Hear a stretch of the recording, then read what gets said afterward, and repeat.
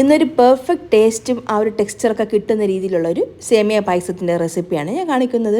അപ്പോൾ നമ്മൾ സേമിയ വാങ്ങിക്കുന്ന സമയത്ത് നല്ല ക്വാളിറ്റിയുള്ള സേമിയ വാങ്ങിക്കുകയാണെങ്കിൽ നല്ല പെർഫെക്റ്റ് ആയിട്ട് നല്ല കുഴഞ്ഞു പോകാതെ നന്നായിട്ട് ഒന്നൊന്ന് വിട്ട് കിടക്കുന്ന രീതിയിൽ നമുക്ക് കിട്ടും. അപ്പോൾ നമുക്ക് ആ ഒരു പായസം തയ്യാറാക്കി എടുക്കാനായിട്ട് ഞാൻ അത് ഒരു ഉരുളിയാണ് വെച്ചെടുത്തിട്ടുള്ളത്. അതിലേക്ക് ഒരു 2-3 ടേബിൾ സ്പൂൺ നെയ്യ് ചേർത്ത് കാഷ്യൂനട്ടും കിസ്മിസും കൂടെ ആദ്യം ഒന്ന് വറുത്ത് കോരി ഒന്ന് മാറ്റി വയ്ക്കാം. കാഷ്യൂസും കിസ്മിസൊക്കെ നന്നായിട്ടൊന്ന് കഴുകിയതിന് ശേഷം വേണം നമ്മളത് വറുത്തൊന്ന് മാറ്റി വയ്ക്കാനായിട്ട്. ഇനി അതേ നെയ്യിലേക്ക് തന്നെ നമുക്കൊരു 200 ഗ്രാമോളം സേമിയാണ് എടുത്തിട്ടുള്ളത്. അതൊന്ന് ചേർത്ത് ചെറുതായിട്ടൊന്ന് വറുത്തതിന് ശേഷം അതിലേക്ക് ഒരു 1.5 കപ്പോളം വെള്ളം, നല്ല തിളച്ച വെള്ളമാണ്, അത് ചേർത്തിട്ട് നല്ല രീതിയിലൊന്ന് വേവിച്ചെടുക്കാം. അതായത് ആ ഒരു വെള്ളമൊക്കെ നന്നായിട്ടൊന്ന് വറ്റി ചെന്നെടുക്കാം.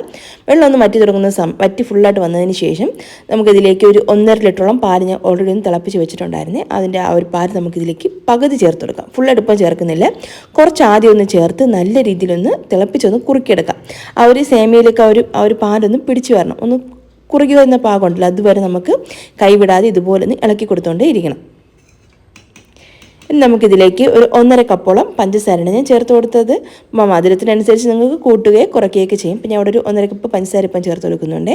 എന്നിട്ട് നന്നായിട്ട് ഇളക്കി യോജിപ്പിച്ച് ആ ഒരു പഞ്ചസാര ഒന്ന് മെൽറ്റ് ഒന്നും കൂടെ ഒന്ന് തിക്കായി തുടങ്ങുന്ന സമയത്ത് ബാക്കിയുള്ള പാലും കൂടെ നമുക്കിതിലേക്ക് ചേർത്ത് നല്ല രീതിയിലൊന്ന് യോജിപ്പിച്ചൊന്ന് മിക്സ് ചെയ്തിട്ടെടുക്കാം. പിന്നെ ഇതിലേക്ക് ഒരു 1/2 കപ്പോളം കണ്ടൻസ്ഡ് മിൽക്ക് മെയ്ഡ് അതാണ് കേട്ടോ ചേർത്ത് കൊടുത്തത്. അതും കൂടെ ചേർത്ത് നല്ല രീതിയിലൊന്ന് യോജിപ്പിച്ചെടുക്കുന്നുണ്ട്. അപ്പോൾ ഒന്ന് കുറുകിയൊന്ന് തുടങ്ങുന്ന സമയത്ത് ഇതിലേക്ക് ഒരു 4-5 ഏലക്ക ഒന്ന് ചതച്ചതും പിന്നെ നമ്മൾ നേരത്തെ വറുത്ത് മാറ്റി വെച്ചിട്ടുള്ള കാഷ്യൂസും കിസ്മിസൊക്കെ ചേർത്തെടുക്കാം. പിന്നെ 2-3 ടീസ്പൂൺ നെയ്യും കൂടെ ചേർത്തെടുക്കുന്നുണ്ട്. ഇതൊന്ന് തണുത്ത് വരുന്ന സമയത്ത് ഒന്നും കൂടെ ഒന്ന് കുറുകി കിട്ടും. അപ്പം ഈ ഒരു രീതിയിലൊന്ന് ട്രൈ ചെയ്ത് നോക്കിയിട്ട് എൻ്റെ ഒരു ഫീഡ്ബാക്ക് താഴെ കമൻസ് ആയിട്ട് എടുക്കൂ. ഈ വീഡിയോ കണ്ട എല്ലാ കൂട്ടുകാർക്കും താങ്ക്സ്.